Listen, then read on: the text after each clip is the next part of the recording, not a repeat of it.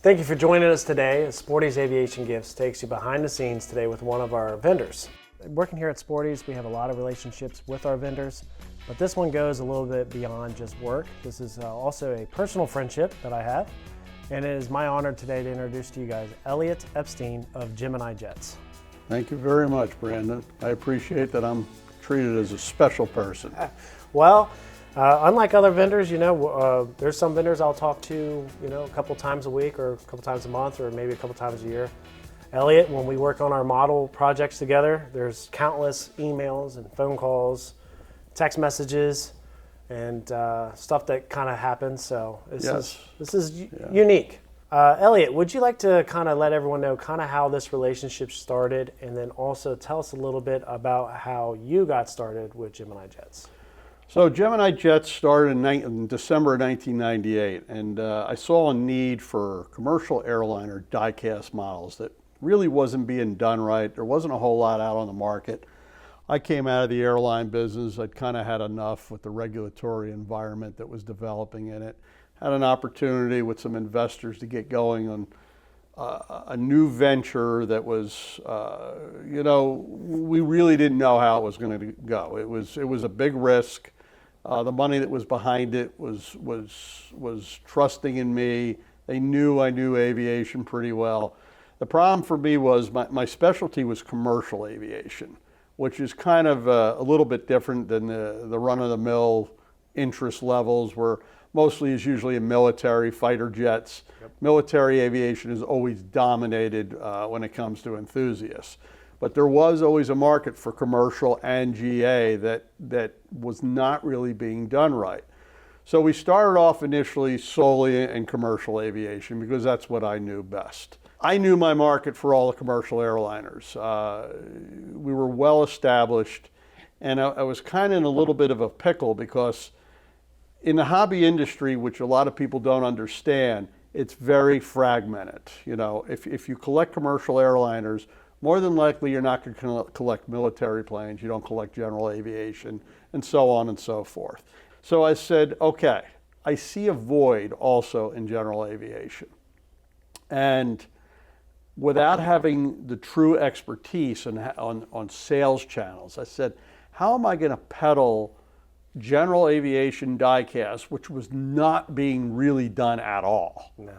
How am I going to sell to a market that is only interested in commercial aviation? So I said to myself, I got to find somebody that specializes in general aviation to piggyback off of, to get this out there. And what company better than Sporty's?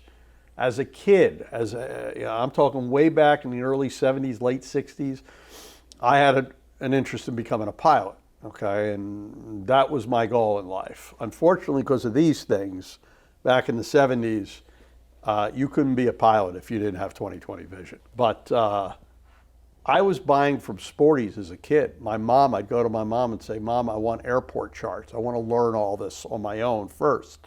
So we would buy through mail order Sporty's, buying the Jeppesen airport charts. So that's kind of what got me going. Nobody in my family was ever in aviation, but because we lived at the flight path of the airport, that's kind of what started it for us. But getting back to Sporty's, I picked up the phone to Sporty's about 10 years into our business when we were going to launch the GA line, and that's when I met Brandon.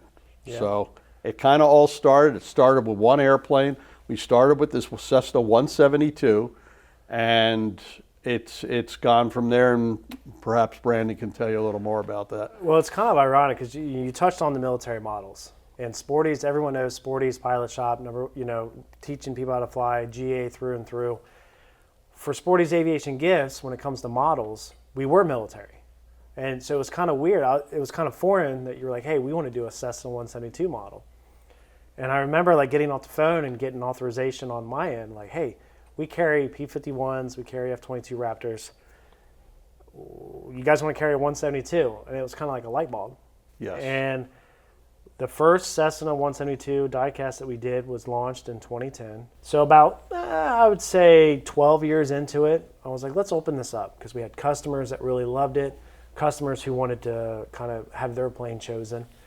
And it's actually been really fun. Like, it's hard to explain, but creating a model and watching it go through the process and the artwork and the approvals, it's fun once you see the delivered product. And then it's also fun when you get to see your customers enjoy it based on the reviews. You go to AirVenture in Oshkosh and you have them on display, and you see people who are very familiar with GeminiJets brand.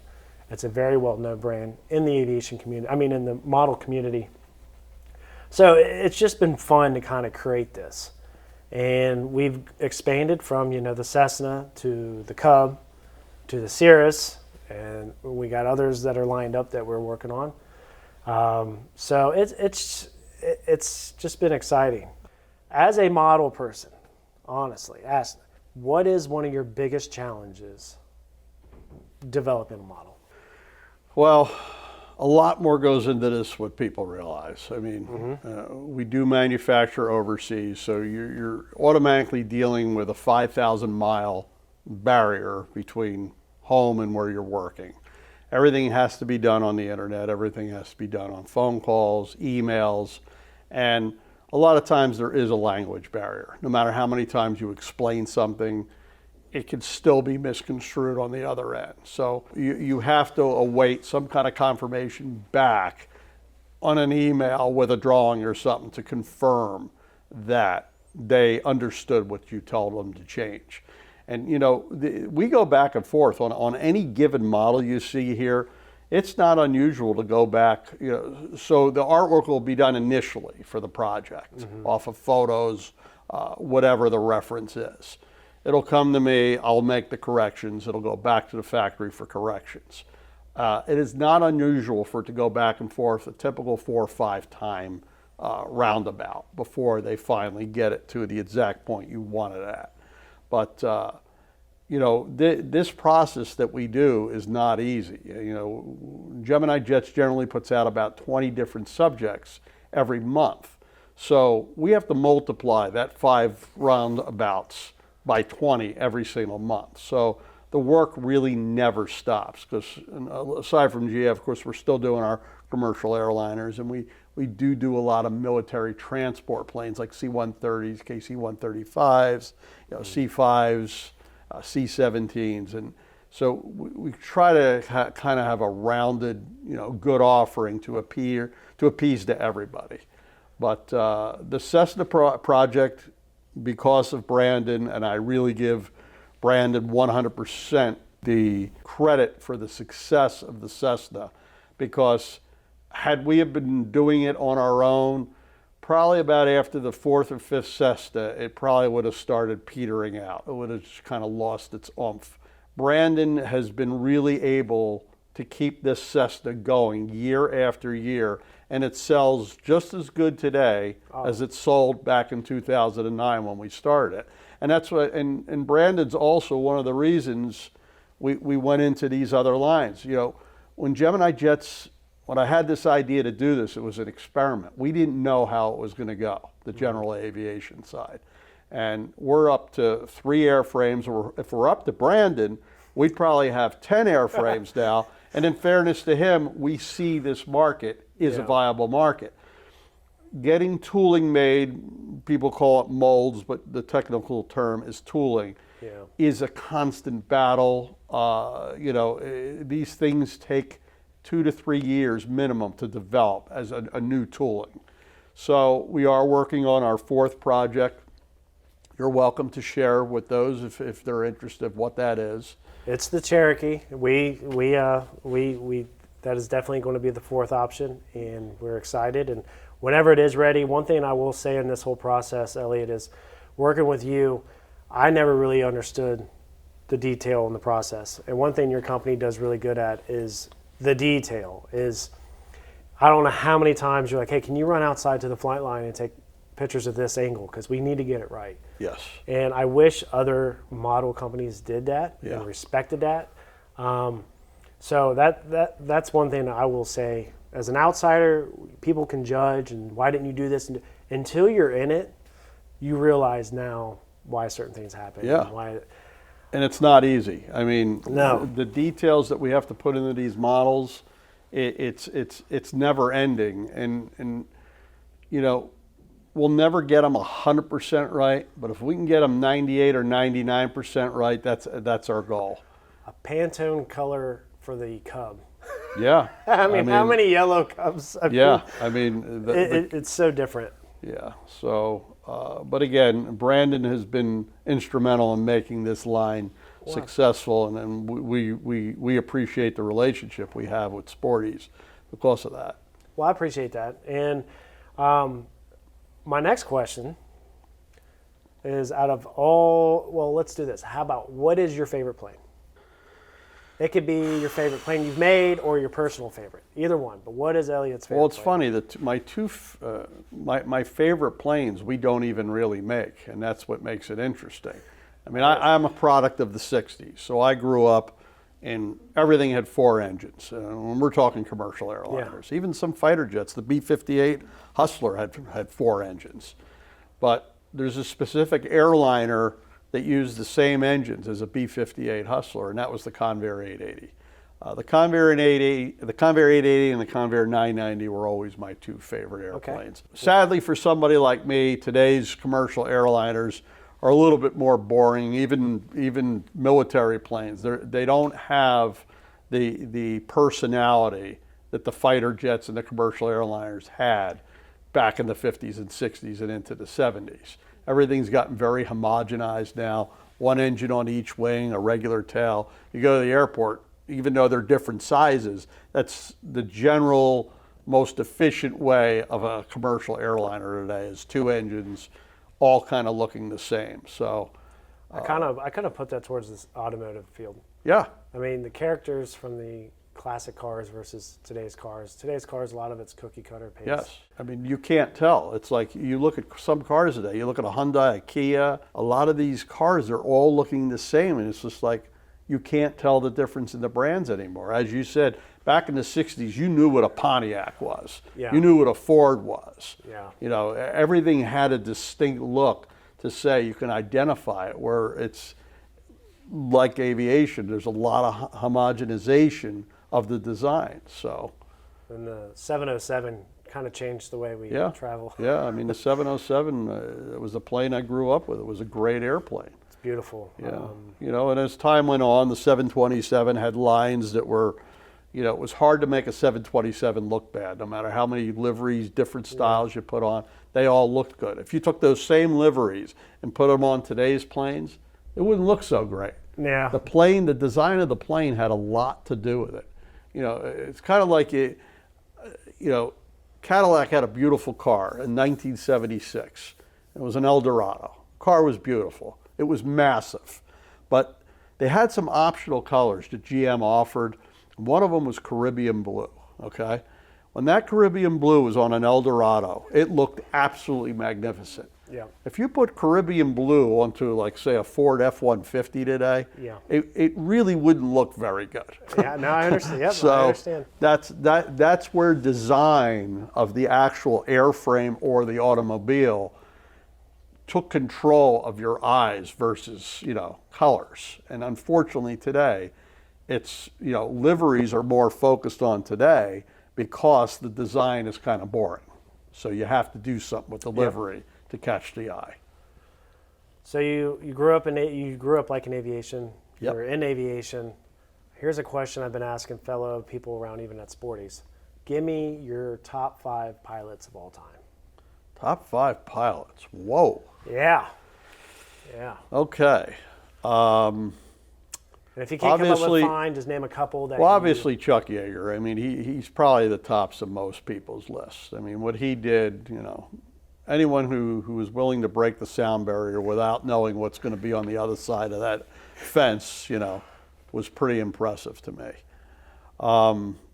Another gentleman who I always admired, who unfortunately has since passed, and of course I'm drawing a blank on his name because you're catching me off guard. Yeah. He was the captain of the United DC-10 in Sioux City that crashed. They had an engine just explode in the tail, Yep. and it was a catastrophic failure. Severed the hydraulic lines and everything. Bottom line is the plane drained out of all of its hydraulic fluid and was in big trouble. They did everything they could to get this plane down, and I met him a few years later after this crash. He was at a conference. And something that I admired about him, he said, you know, when people were commending him for saving lives and so much, he kind of just said, you know, what people don't realize that when you're sitting up front in that plane, you're saving your own butt too. You know, it's not all about saving. When you're in a crippled plane and you got to get it down, he was very honest in saying that he was saving himself too. You know, he thought of his family and himself along with the passengers. I'm not saying he didn't care about the passengers. The fact is he was very open to say, instead of, you know, patting himself on the back like I saved everybody and I get all this praise, he just came out and said honestly that it was, you know, he was trying to save himself. Yeah. And I thought that was more, you know, legitimizing the situation. But you asked for 5 pilots. That's tough. I'll let you. I got one more question for you. I know that one's a difficult one. Yeah. So if you think of any others, as this interview continues, I will say I'll give you a couple of mine. Bob Hoover, number one. Right. Bob Hoover's, you know, the Babe Ruth of aviation. Yes.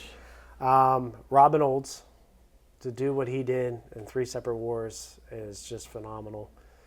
And believe it or not, Captain Morgan, the pilot of the B-17 Memphis Belle. I was going to say, I thought that was rum.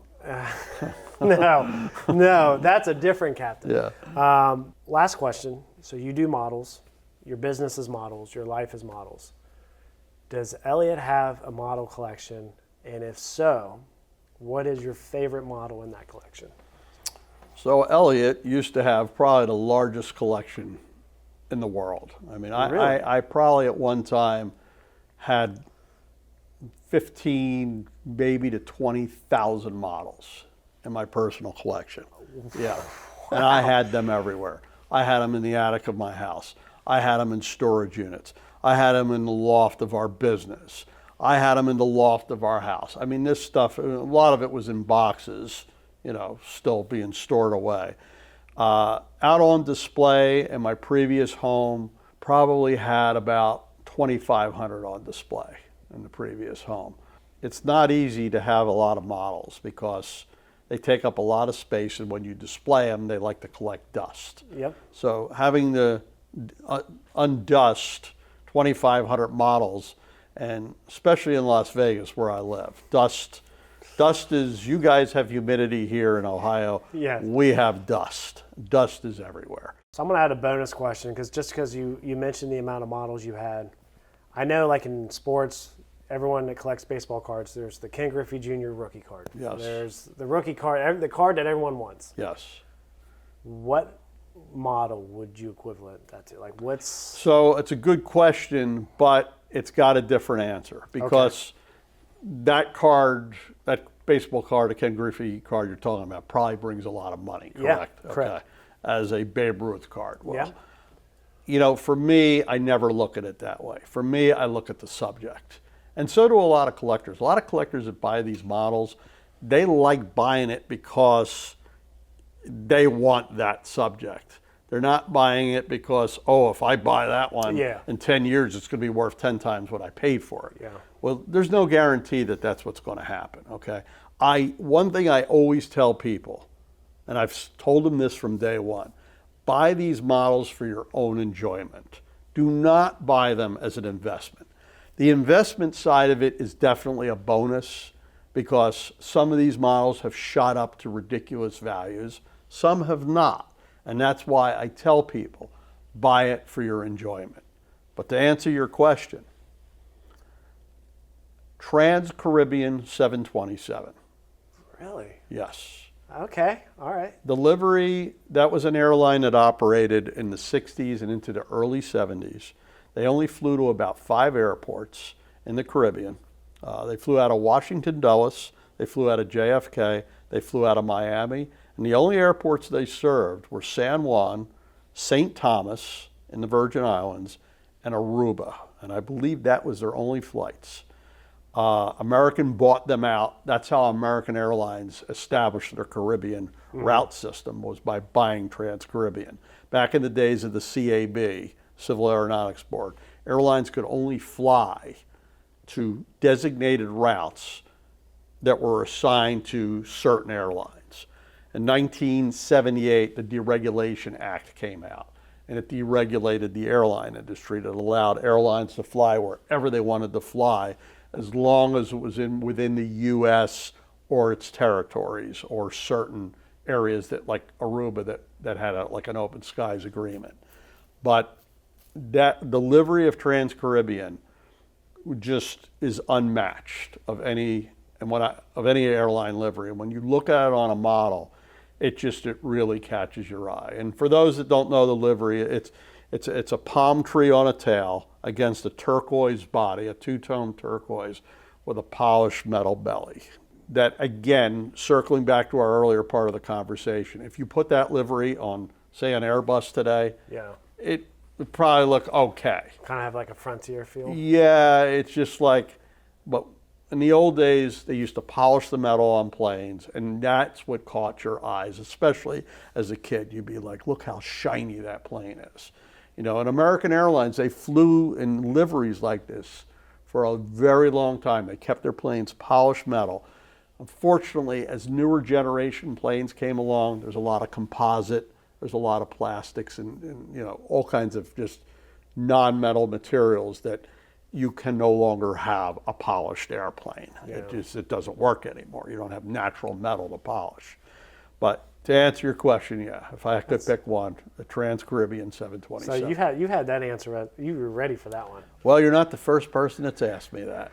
So give me one more pilot, and I'll let you off the hook. One more pilot. Jeez, of all things to ask me, Brandon. I know. See, this is what I like. You know, it's a tough question for me, because with my interest being in commercial aviation, you know, we don't have the recognition of pilots that the military had, you know, from the wars and stuff. I mean, I could tell you maybe one that nobody's going to know, and the gentleman's long gone. His name was Sam Kelly. He was a captain on a Pan Am 747. Beautiful aircraft. This was a family friend of my dad's, who is also long deceased. But we were fortunate enough. We had an invite. So this was in 1972. Yeah, 72. We were going to London, a family trip to London. I was all of 11 years old at the time.